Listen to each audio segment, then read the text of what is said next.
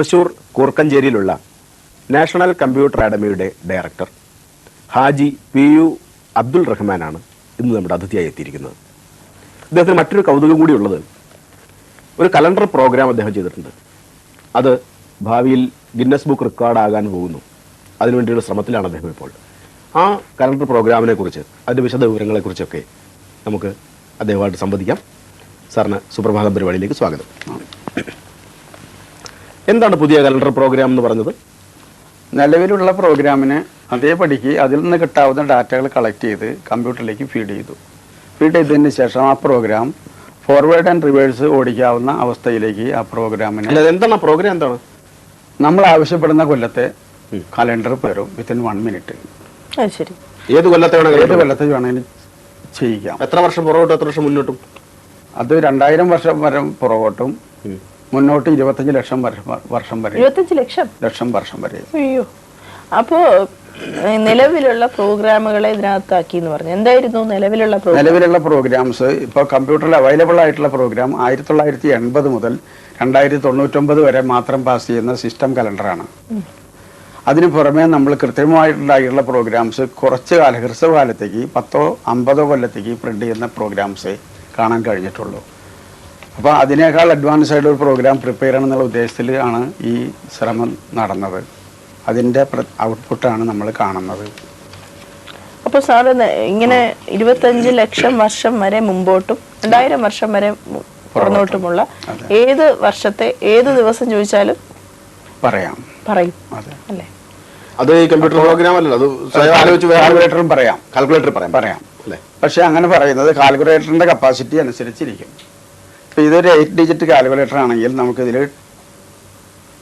10 ലാക്ക് വരെ പോകാം. 10 ലാക്ക് ഇയേഴ്സ് വരെ ഇതിനകത്ത് കിട്ടും സെയിം കാൽക്കുലേഷൻ. അത് കണ്ടിന്യൂഷൻ കിട്ടും. അതിൻ്റെ ഒരു ദിവസവും ഡ്രോപ്പ് ഇല്ലാതെ കണ്ടിന്യൂഷൻ കിട്ടും. അപ്പോൾ ഇതിനേക്കാൾ ഡിജിറ്റ് കൂടിയ കാൽക്കുലേറ്ററിൽ ഈ 25 ലക്ഷം വരെയും നമുക്ക് കാണിക്കാൻ കഴിയും. ശരി. ഇപ്പൊ ഞങ്ങളിപ്പോ ഏതെങ്കിലും ഒരു വർഷത്തെ ഒരു തീയതി പറഞ്ഞാൽ അത് അന്ന് എന്ത് ദിവസമായിരുന്നു സാർ പറയാൻ പറ്റും? പറയും അല്ലേ? പറയും. അതെ, നമുക്കൊരു തീയതി ചോദിച്ചാലോ? 1998 ജനുവരി 31. ജനുവരി 31.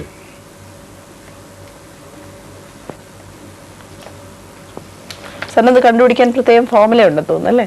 ഫോർമുലയുണ്ട്. അതെ.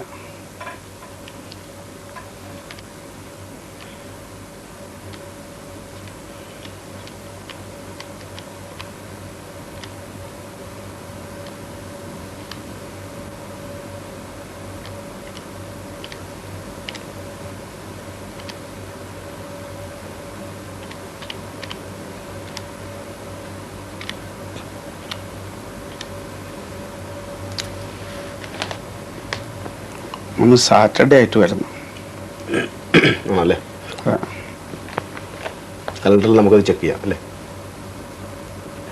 സാറ്റർഡേ ആണ്. അതെ. ഈ ഫോർമുല സാർ വെളിയിൽ പറയാൻ താല്പര്യമുണ്ടോ? ഫോർമുല ഞാൻ പറയാം, പക്ഷെ അതിനു മുമ്പ് കുറച്ച് പേർക്കെങ്കിലും ഇതിനു വേണ്ടി ശ്രമിച്ചു നോക്കാനുള്ള അവസരം കൊടുക്കണം. അതായത് ഒരു കലണ്ടറും കമ്പ്യൂട്ടറും അറിയുന്നൊരു വ്യക്തി ഒരു കാൽക്കുലേറ്റർ കൂടെ കയ്യിലെടുത്തുകൊണ്ട് ഒരു കമ്പ്യൂട്ടർ പ്രോഗ്രാം ഏതെങ്കിലും ഒരു യൂറോപ്യൻ്റെതോ സായിപ്പിൻ്റെതോ ആയിട്ടുള്ള ഏതെങ്കിലും പ്രോഗ്രാം, വിദേശീയൻ്റെ ആയിട്ടുള്ള പ്രോഗ്രാം ചെക്ക് ചെയ്ത് ആ പ്രോഗ്രാമിൻ്റെ ഫോർമുല മനസ്സിലാക്കി അത് പ്രകാരം വർക്ക് ചെയ്തതിന് ശേഷം അതേ കാര്യം നമുക്ക് കാൽക്കുലേറ്റർ ചെയ്ത് കാണിക്കാൻ കഴിയുമോ എന്ന് സ്വയം കുറച്ച് പേര് ശ്രമിച്ചു നോക്കട്ടെ. അതിനുശേഷം ഞാൻ ഇത് പറയാം. കുറച്ചു പേർക്ക് ശ്രമിക്കാനുള്ള അവസരം കൊടുക്കുക. ഇനി ഒരു അവസരത്തിലായിരിക്കും ഒരുപക്ഷെ ഫോർമുല പറയുന്നത് അല്ലേ? അതെ. എന്ന് വേറെണ്ണം ചോദിക്കാം. 1997 എനിക്കൊന്നു അതാകുമ്പോ വീട്ടില് കലണ്ടറും ഡയറിയും ഒക്കെ കാണും നമ്മുടെ വീട്ടിൽ. അപ്പൊ ആ വർഷത്തെ ചോദിക്കാം. നോക്കാൻ പറ്റും, നമുക്ക് റെഫർ ചെയ്യാൻ പറ്റും വീട്ടിലാണെങ്കിലും. 1997 മാർച്ച് മാസം 14-ാം തീയതി. മാർച്ച് 14.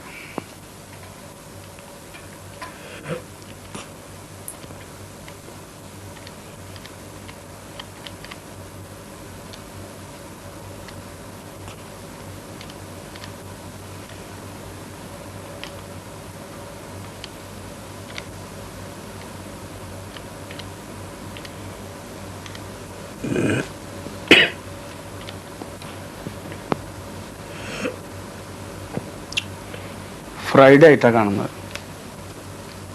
നമുക്ക് നോക്കാം. ഫ്രൈഡേ 2000 ആണ്ടിൽ ഫെബ്രുവരി 6. പറയാം.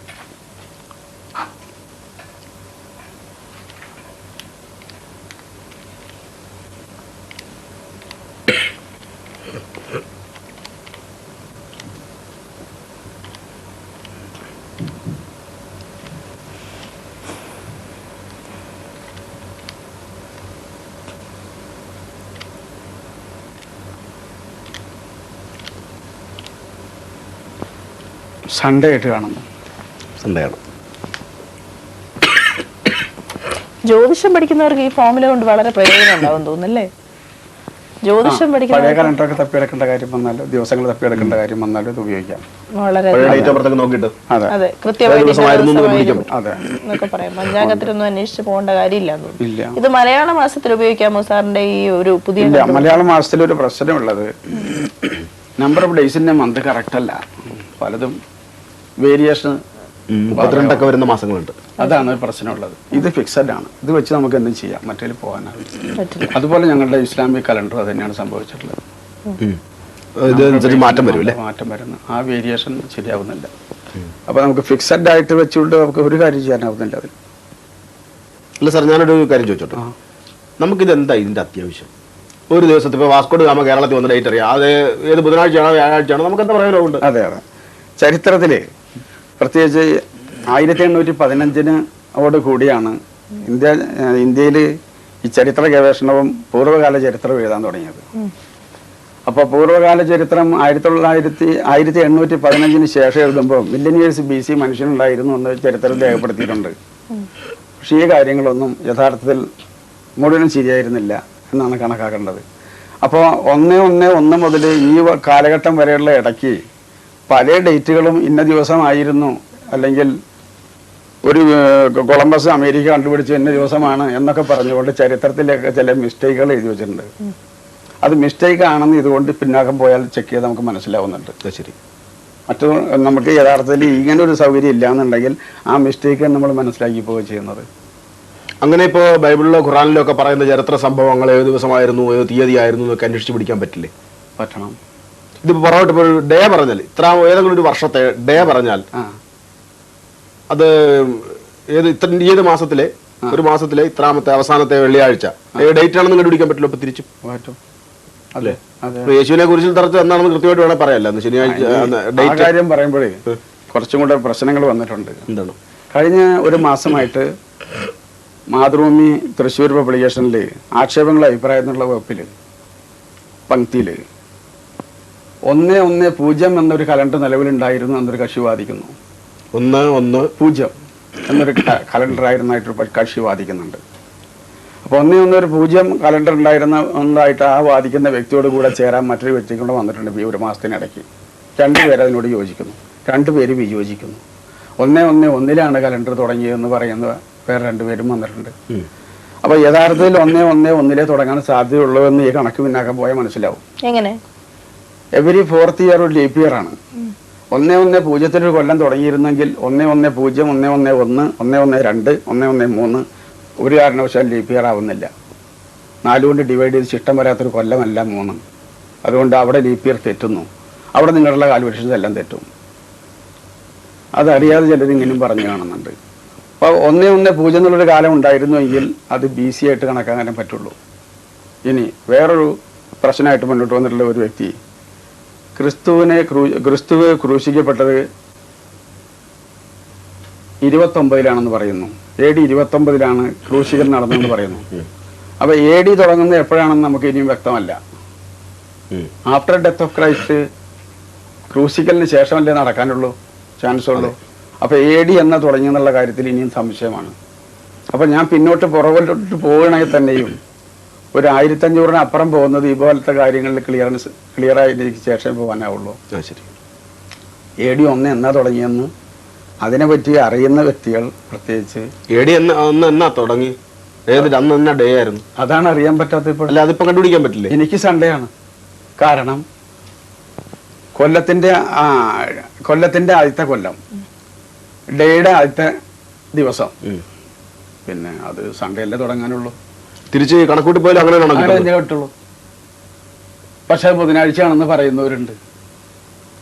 അതുകൊണ്ടാണ് പ്രശ്നം. ഈ പറഞ്ഞ കാൽക്കുലേഷൻ ഉപയോഗിച്ച് അതും കണ്ടുപിടിക്കാൻ കിട്ടും പറ്റില്ല. കിട്ടും കിട്ടും. അപ്പൊ അന്ന് സൺഡേ ആയിരുന്നു. സൺഡേ ആയിരുന്നു. അപ്പൊ ഡേ തുടങ്ങുന്നതും മന്ത് തുടങ്ങുന്നതും ഡേറ്റ് തുടങ്ങുന്നതും അതെ, ഇയർ തുടങ്ങുന്നതും എല്ലാം അതിന്റെ സ്റ്റാർട്ടിംഗ് പോയിന്റില്.